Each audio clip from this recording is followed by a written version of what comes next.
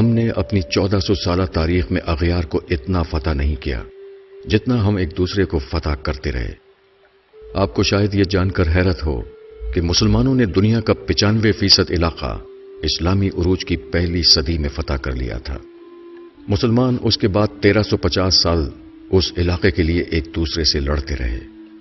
ہمارے علم، فلسفے، سائنس اور ایجادات کی 95% تاریخ بھی ابتدائی 300 سال تک محدود تھی۔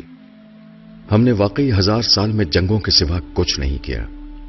آپ آج 2018 سے 1000 سال پیچھے چلے جائیں، آپ کو محمود غزنوی ہندوستان پر حملہ کرتا ملے گا۔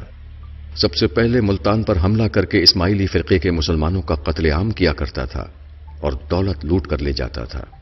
آپ اسپین میں مسلمانوں کے ہاتھوں مسلمان کا گلا کٹتے دیکھیں گے۔ آپ کو ترکی میں سلجوق تلواریں اٹھا کر پھرتے نظر آئیں گے۔ آپ کو عرب میں لاشیں بکھری ملیں گی۔ شیعہ سنی اور سنی شیعہ کے سر اتارتے نظر آئیں گے۔ مسلمان مسلمان کو فتح کر رہا ہوگا۔ مسلمان مسلمانوں کی مسجدیں جلاتے دکھائی دیں گے، اور آپ مومنوں کے ہاتھوں میں مومنوں کے سروں کے مینار بنتے دیکھیں گے۔ آپ 1018 سے آگے آتے چلے جائیں، آپ کے سارے طبق روشن ہوتے چلے جائیں گے۔ آپ کو مسلمان مسلمان کو قتل کرتے اور قتال کے درمیان وقفے میں حرام خوری کرتے نظر آئیں گے۔ ہم نے اس کے بعد باقی 1000 سال تک حرام خوری کے سوا کچھ نہیں کیا۔ عالم اسلام 1000 سال سے کنگھی سے لے کر نیل کٹر تک ان لوگوں کا استعمال کر رہا ہے جنہیں ہم دن میں 5 بار بد دعائیں دیتے ہیں۔ آپ کمال دیکھیے، ہم مسجدوں میں یہودیوں کے پنکھے اور اے سی لگا کر، عیسائیوں کی ٹوٹیوں سے وضو کر کے، کافروں کے ساؤنڈ سسٹم پر اذان دے کر اور لا دینوں یعنی چائنا کی جائے نمازوں پر سجدے کر کے ساری دنیا کے لا دینوں کی بربادی کے لیے بد دعائیں کرتے ہیں۔ ہم ادویات بھی یہودیوں کی کھاتے ہیں، بارود بھی کافروں کا استعمال کرتے ہیں، اور پوری دنیا میں اسلام کے غلبے کے خواب بھی دیکھتے ہیں۔ آپ کو شاید یہ جان کر حیرت ہوگی کہ ہم خود کو دنیا کی بہادر ترین قوم سمجھتے ہیں، لیکن ہم نے پچھلے 500 برسوں میں کافروں کے خلاف کوئی بڑی جنگ نہیں جیتی۔ ہم 5 صدیوں سے مار اور صرف مار کھا رہے ہیں۔ پہلی جنگ عظیم سے قبل پورا عرب ایک تھا۔ یہ خلافت عثمانیہ کا حصہ ہوتا تھا۔ یورپ نے 1918 میں عرب کو 12 ملکوں میں تقسیم کر دیا، اور دنیا کی بہادر ترین قوم دیکھتی کی دیکھتی رہ گئی۔ ہم اگر جنگجو تھے، ہمارا اگر لڑنے کا 1400 سال کا تجربہ تھا، تو ہم کم از کم لڑائی ہی میں پرفیکٹ ہو جاتے، اور کم از کم دنیا کے ہر ہتھیار پر میڈ بائی مسلم کی مہر ہی لگ جاتی، اور ہم اگر دنیا کی بہادر ترین فوج ہی تیار کر لیتے تو ہم آج مار نہ کھا رہے ہوتے۔ آج کم از کم عراق، لیبیا، مصر، افغانستان اور شام انسانی المیہ نہ بن رہے ہوتے۔ آپ اسلامی دنیا کی بدقسمتی ملاحظہ کیجیے۔ ہم لوگ آج یورپی بندوقوں، ٹینکوں، توپوں، گولوں، گولیوں اور امریکی جنگی جہازوں کے بغیر، ان کی وار ٹیکنالوجیز کی مدد کے بغیر خانہ کعبہ کی حفاظت بھی نہیں کر سکتے۔ ہماری تعلیم کا حال یہ ہے کہ دنیا کی 100 بڑی یونیورسٹیوں کی فہرست میں اسلامی دنیا کی ایک بھی یونیورسٹی نہیں آتی۔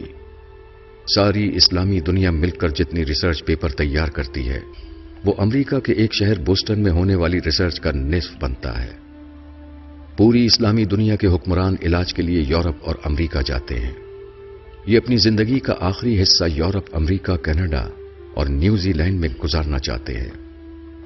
دنیا کی 90% تاریخ اسلامی ملکوں میں ہے، لیکن اسلامی دنیا کے 90% خوشحال لوگ سیاحت کے لیے مغربی ملکوں میں جاتے ہیں۔ ہم نے 500 سال سے دنیا کی کوئی دوا، کوئی ہتھیار، کوئی نیا فلسفہ، کوئی خوراک، کوئی اچھی کتاب، کوئی نیا کھیل اور کوئی اچھا قانون نہیں دیا۔ ہم نے اگر ان 500 برسوں میں کوئی اچھا جوتا ہی بنا لیا ہوتا تو ہمارا فرض کفایہ ادا ہو جاتا۔ ہم 1000 برسوں میں صاف ستھرا استنجا خانہ نہیں بنا سکے۔ ہم نے موزے اور سلیپر اور گرمیوں میں ٹھنڈا اور سردیوں میں گرم لباس تک نہیں بنایا۔ ہم نے اگر قرآن مجید کی اشاعت کے لیے کاغذ پرنٹنگ مشین اور سیاہی ہی بنا لی ہوتی تو ہماری عزت رہ جاتی، مگر یہ بھی ہمارے علماء کی فکری ارتقاء میں بسنے والے کافروں نے ہی بنائی ہے۔ ہم تو خانہ کعبہ کے غلاف کے لیے کپڑا بھی اٹلی سے تیار کراتے ہیں، ہم تو حرمین شریفین کے لیے ساؤنڈ سسٹم بھی یہودی کمپنیوں سے خریدتے ہیں. ہمارے لیے آب زمزم بھی کافر کمپنیاں نکالتی ہیں. ہماری تسبیحات اور جائے نمازیں بھی چین یعنی ایک لادین ملک سے آتی ہیں، اور ہمارے احرام اور کفن بھی جرمن مشینوں پر تیار ہوتے ہیں.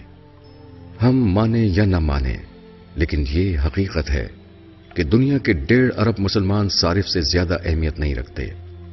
یورپ زندگی کی نعمتیں ایجاد کرتا ہے، بناتا ہے، اسلامی دنیا تک پہنچاتا ہے، اور ہم استعمال کرتے ہیں، اور اس کے بعد بنانے والوں اور ایجاد کرنے والوں کو آنکھیں نکالتے ہیں اور ان پر لاکھوں مرتبہ لعنت و ملامت بھیج کر سر فخر سے بلند کرتے ہیں.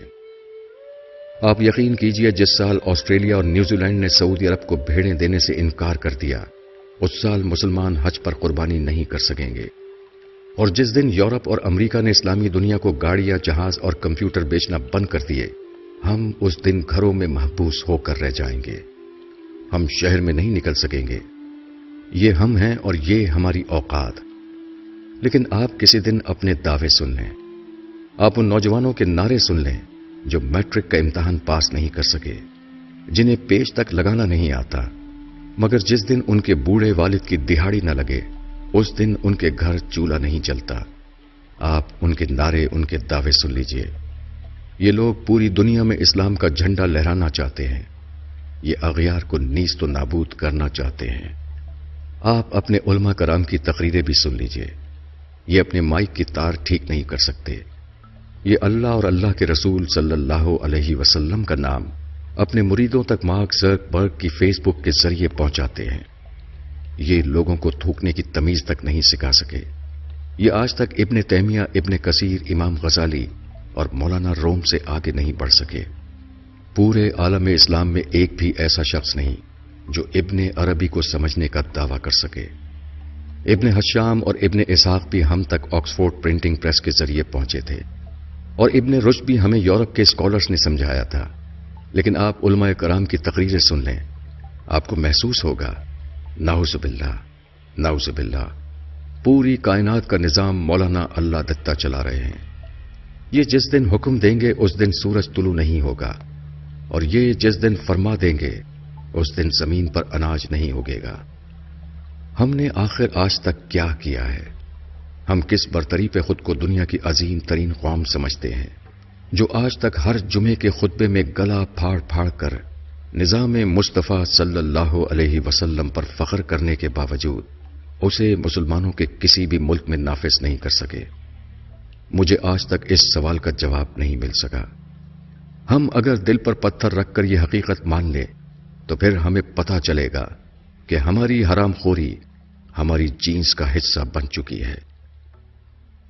کالم از جاوید چودھری.